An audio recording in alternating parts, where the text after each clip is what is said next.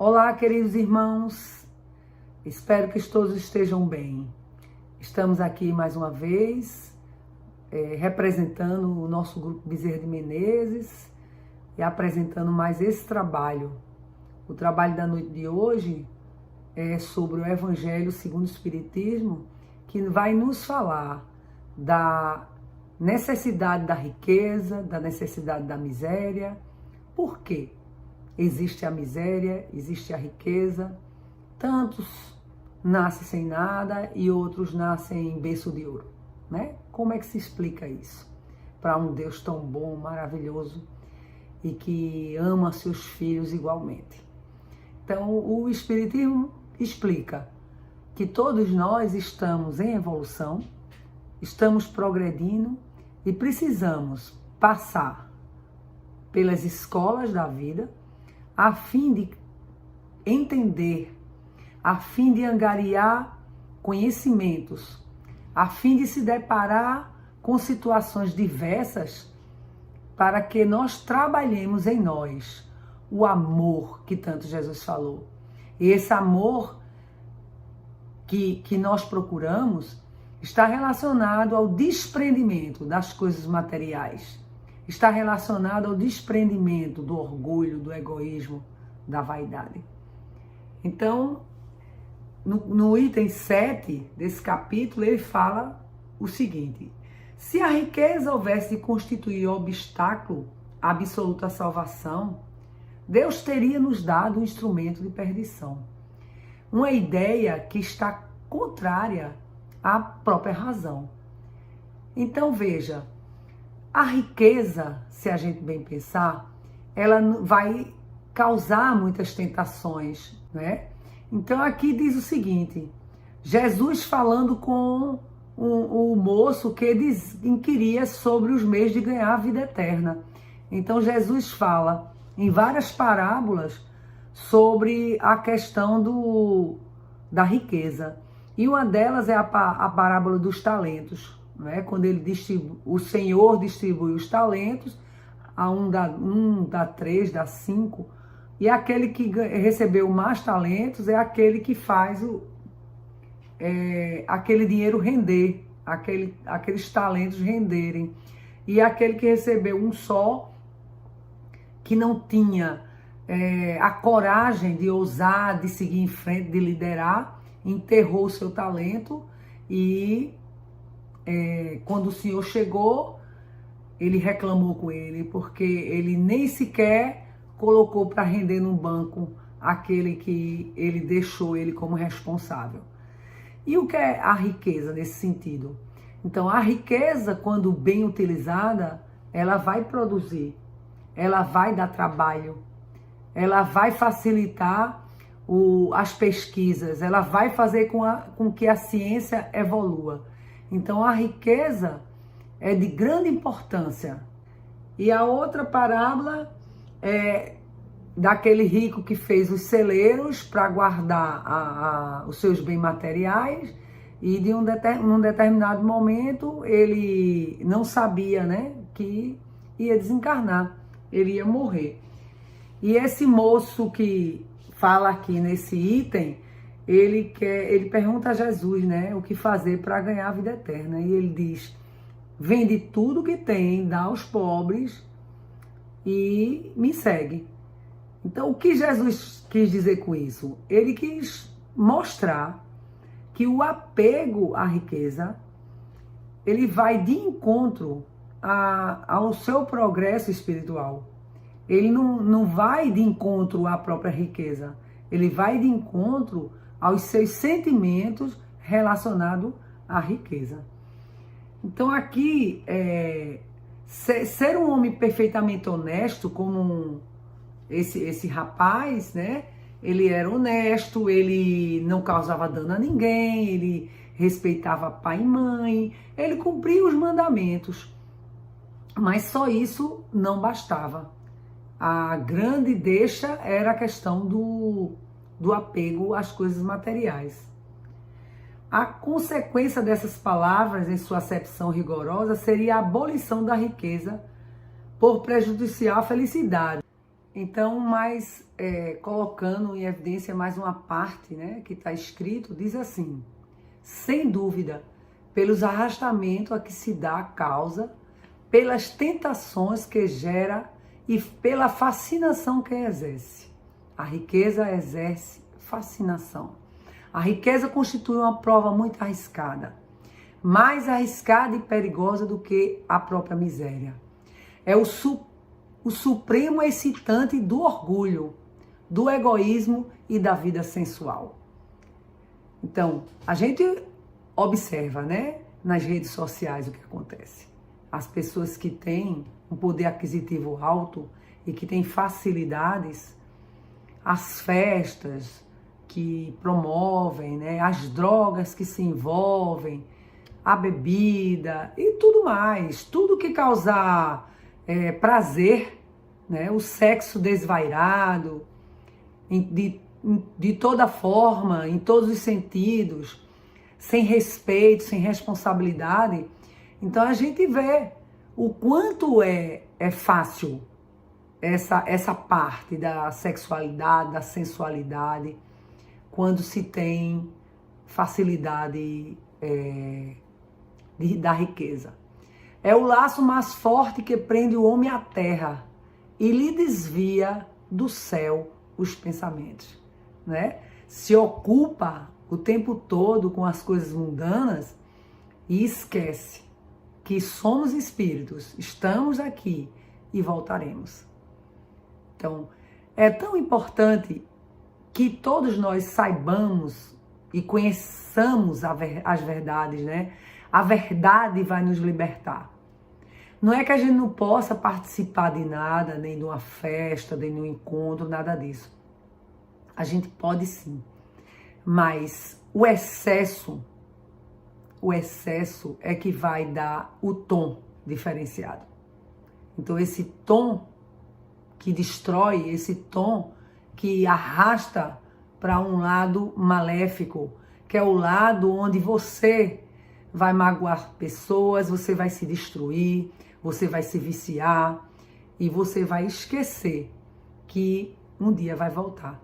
É como a parábola do senhor, o rico, que fez celeiros para guardar a sua riqueza. Só que ele não sabia que ele iria desencarnar, ele ia retornar à pátria espiritual naquele dia e o celeiro ia ficar lá, porque ninguém leva nada daqui, não é verdade? Então,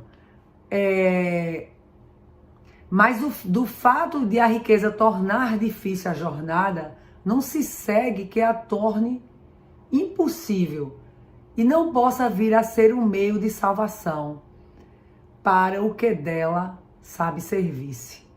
Como certos venenos podem restituir a saúde se empregarmos a propósito e com discernimento, né? Então vamos pensar um pouco e refletir, não é? Os grandes industriais, as grandes empresas, quantos empregos ela não dá para as pessoas, né? Quantas pessoas alimentam sua família com esses trabalhos? Aí, como é que a gente observa isso?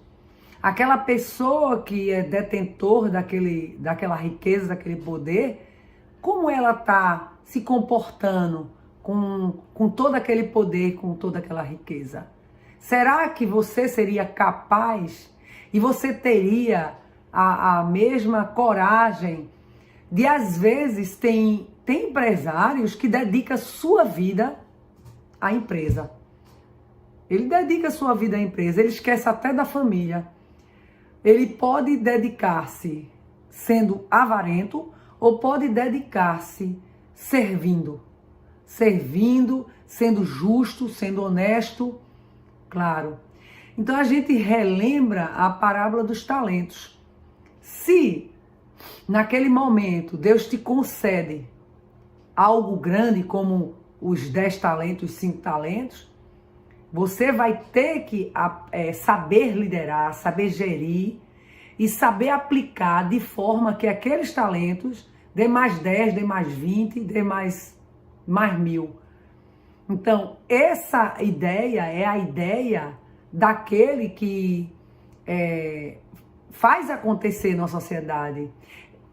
As grandes empresas de pesquisa, da ciência, quantas e quantas pessoas estudam, fazem pesquisas em laboratórios, no caso da Covid agora, não é? Quantas pessoas foram necessárias, quanto investimento foi necessário?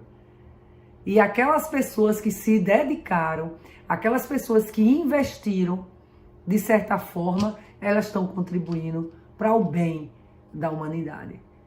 Agora, a pessoa que ganha um talento só, ou seja, aquela pessoa que está lá, passando necessidade, vivendo na miséria e tudo mais, e às vezes cruza os braços, não faz nada para sair dali. E outra, você não tem tanto que não precisa de ninguém. Esse ditado é muito legal. Ou você não tem nada que não possa ajudar o outro, né?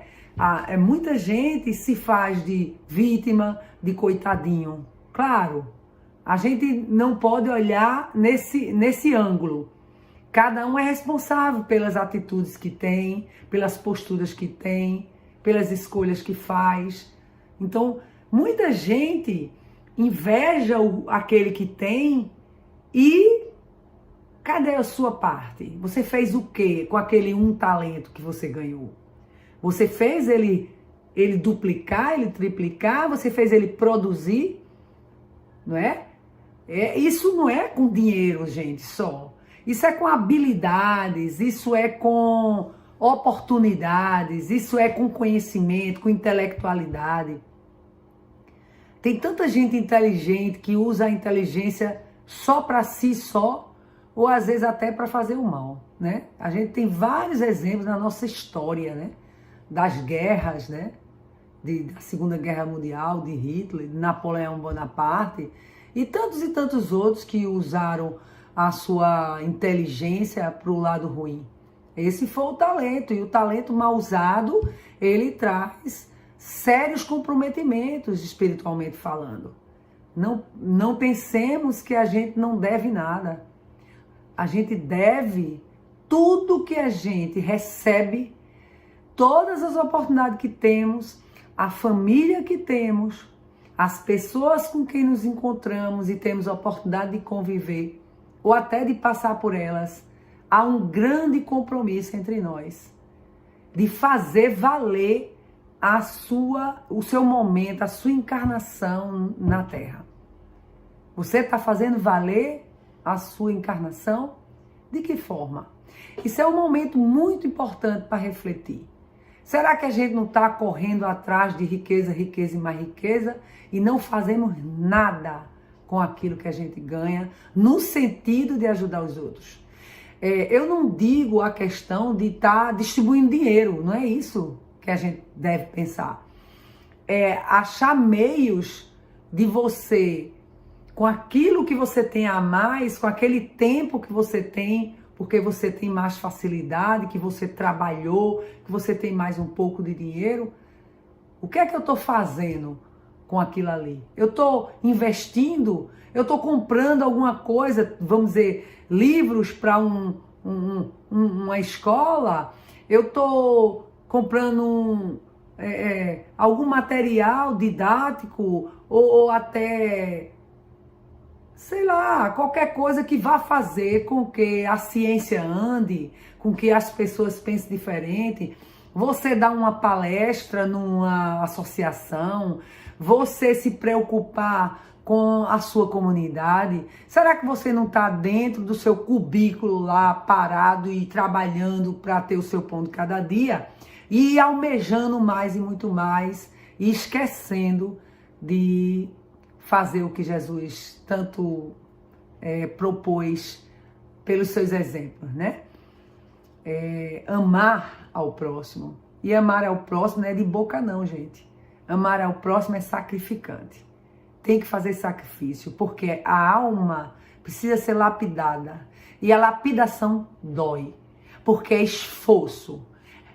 O seu tempo, poxa, eu trabalho tanto, aquele tempinho que eu tenho que que ir lá entregar a sopa, eu tenho que ir ali fazer a campanha do quilo. Eu tenho que organizar um torneio para as crianças. Algo assim, não é? A gente tem, cada um de nós, se a gente pensar, a gente tem muito para dar. Muito para dar. Então a riqueza, ela não é um instrumento de perdição. Ela pode ser um instrumento de perdição. Quando você, ou seja, quem detém a riqueza, não faz nada com ela. E pode ser também algo fantástico numa sociedade que precisa tanto, não é? Se a riqueza é causa de muitos males, se exacerba tantas más paixões, provoca mesmo tantos crimes, não é a ela que devemos inculpar, mas ao homem que dela abusa. Como de todos os dons de Deus, pelo abuso, ele torna pernicioso o que ele poderia ser de maior utilidade. É a consequência do estado de inferioridade do mundo terrestre. É isso.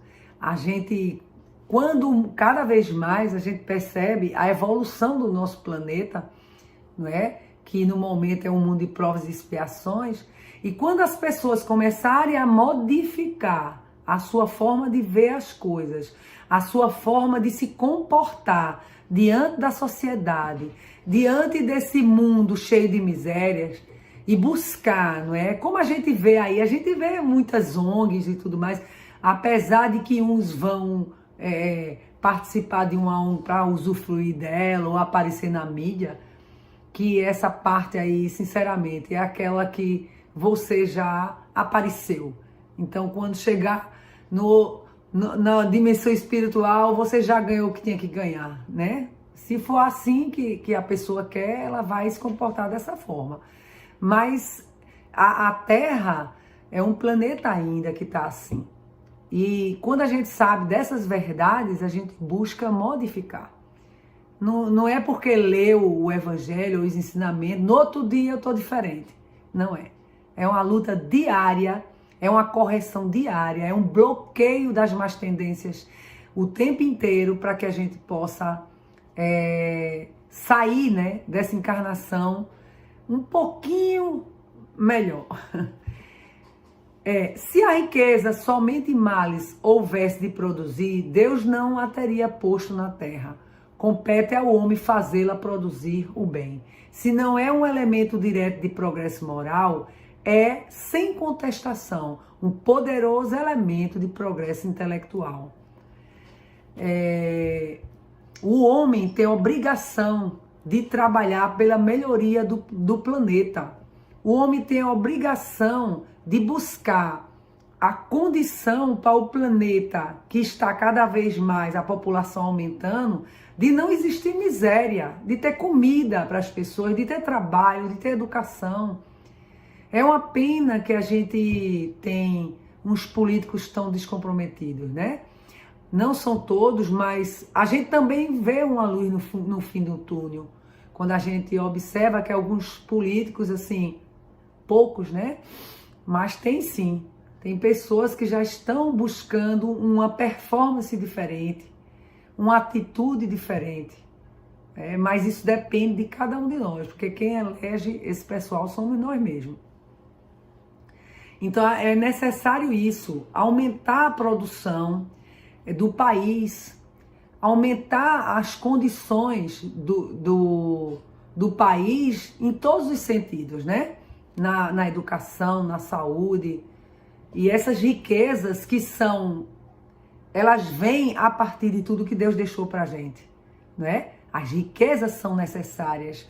O ruim é que quando o homem pega, não solta. Ele acha que deve usufruir em detrimento de tantos outros. E aqui tem assim, a fim de...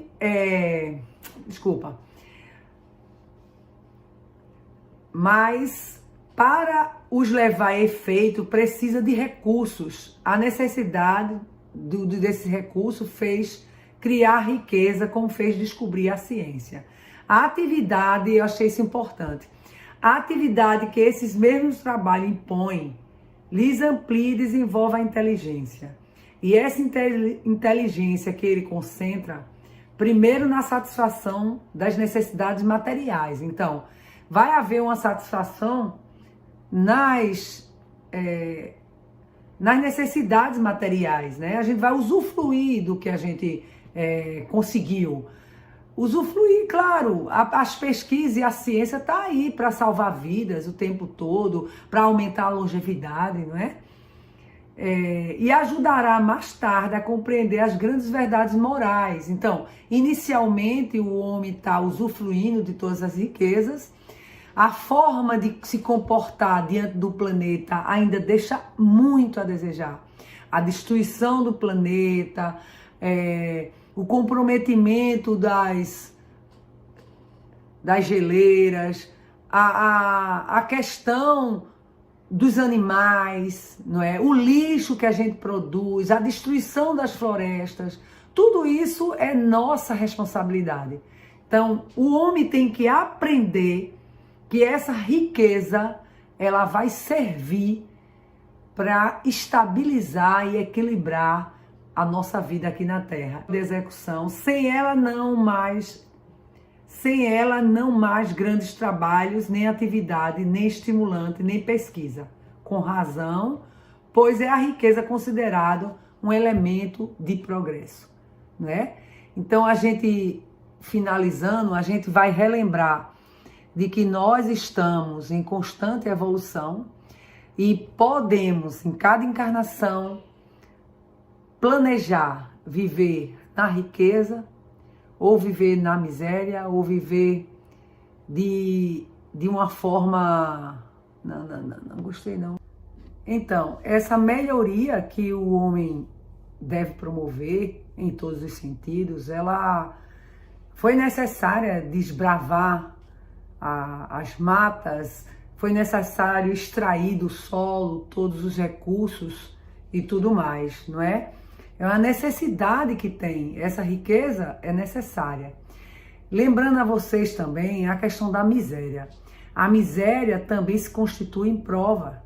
É uma prova muito forte também, porque como é que se vive assim, com o mínimo, ou às vezes até sem quase nada, passando fome, passando necessidade, vendo seus filhos ali ter dificuldade e você não se envolver no crime, você não se envolver na venda de drogas, e você é um sacrifício muito grande por você educar seus filhos estando numa situação dessa, sem trabalho, sem uma educação digna que dê oportunidade a seus filhos, não é? Isso tudo é muito difícil.